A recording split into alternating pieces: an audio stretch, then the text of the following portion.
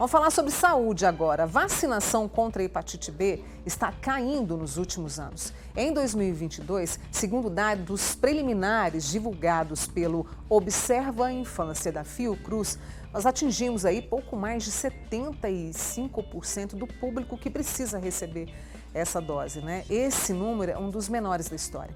Eu estou recebendo aqui hoje a Eduarda Mendes, que é infectologista. Eduarda, muito obrigada por estar aqui comigo, falando de algo tão importante, um alerta para os pais, né? Esses números refletem também aqui no município ou não? Então, eu estou trabalhando, né, como infectologista da Missão Saúde da Terra, que é responsável pela atenção primária também, né, que são os postinhos aqui em Uberlândia. E até tentei levantar esse dado ontem. Aqui em Uberlândia, os nossos dados não são tão alarmantes, porque assim, os postos de saúde, eles funcionam durante o almoço para o pessoal conseguir vacinar. E às vezes também tem um horário estendido até depois das 17 horas da noite. Isso facilita, né? Isso facilita. E além disso tudo, a gente sempre tem, né, as campanhas de vacinação de acordo com a demanda. E assim, o pai pode levar a criança ou a mãe para vacinar a qualquer momento. No caso aqui, a gente tem essa realidade, né? Mas esses números mostram o que explica, né, a baixa dessa vacinação. É a questão, infelizmente, da campanha contra vacina, é a questão, por exemplo, dos pais trabalharem demais e às vezes se esquecem disso. Esses são dois fatores que pesam para esses números? Sim, esses são dois fatores que pesam, principalmente pelos pais, né, trabalharem, às vezes os postos de saúde funcionam no horário comercial, então isso acaba complicando um pouco. E também, além de tudo, teve a pandemia, né? Com a pandemia, a atenção primária, que são os postos, acabou tendo que cancelar algumas consultas. Então, com tudo isso, a gente teve um atraso, às vezes, tanto nas doenças crônicas, né, como diabetes, hipertensão, acompanhamento, assim também como a vacinação. E com esse alerta que a gente faz, essa vacina está disponível o ano todo, porque nós temos algumas que têm aí algum momento específico, mas a vacina contra a hepatite B, ela está o ano todo. E quem é o público que precisa receber? Então, a vacinação da hepatite B, hoje em dia, né, no Brasil, o bebê é vacinado assim quando ele nasce, então nas primeiras 12 horas de dia, das primeiras 12 horas, né, da vida. Depois disso, ele tem uma dose de reforço com 30 dias e depois com 6 meses. Mas assim, qualquer adulto que tenha o cartão vacinal incompleto, ele pode ou ir ao posto de saúde ou às vezes também naqueles ambulatórios das UAIs para fazer a vacinação e completar o cartão de vacinação. Eduarda, quais os riscos, né? Se esses números continuarem a cair, quais os riscos que a gente vai ter lá na frente? Então, o que acontece? A hepatite B, né, é hoje em dia, ainda no mundo, uma das principais causas, né, de hepatites virais. E ela é uma doença silenciosa. Isso também eu acho que é o que colabora um pouco para a baixa vacinação.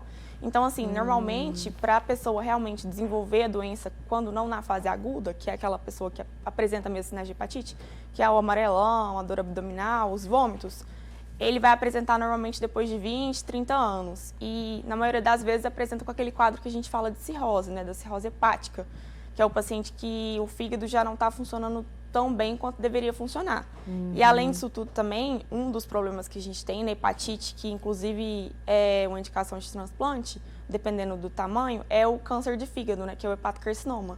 A gente sabe que o vírus da hepatite B ele é um vírus bastante oncogênico, então tem chance da pessoa acabar desenvolvendo futuramente o câncer de fígado, que é o hepatocarcinoma. Assim, analisando, a gente pode ter uma sobrecarga ainda maior no nosso sistema de saúde por causa dessa baixa vacinação e pessoas cada vez mais adoecidas. Sim, até porque a cirrose é uma doença que a gente precisa manter um acompanhamento de perto, né? Tipo assim, o paciente tem que ter uma dieta restrita, além disso tem que ter um acompanhamento, às vezes, semestralmente, e acaba que a gente tem hoje em dia muitos pacientes com descompensação desse quadro, procurando a UAI e acabando sendo internado por causa das complicações da hepatite B. Olha só, para vocês terem uma ideia, né, do quanto isso é sério. Tem uma pergunta para fazer para a doutora Eduarda? Fique à vontade. 99897.000. Nós temos aqui um tempo com a doutora Eduarda e você pode participar. A gente está falando da hepatite B. Somente essa doença precisa de vacinação? E os outros tipos de hepatite, Eduarda? Os outros tipos de hepatite, né? Hepatite A, a gente tem a vacinação, só que a hepatite A ainda não está disponível pelo SUS. Entendi. E assim, também porque a hepatite A já é um quadro mais autolimitado, não tem tanta repercussão assim. E a hepatite C, infelizmente a gente ainda não tem a vacina, né? Mas a gente tem um tratamento que é bastante eficaz e que tem uma cura considerável dos pacientes que faz tratamento. Muito bem.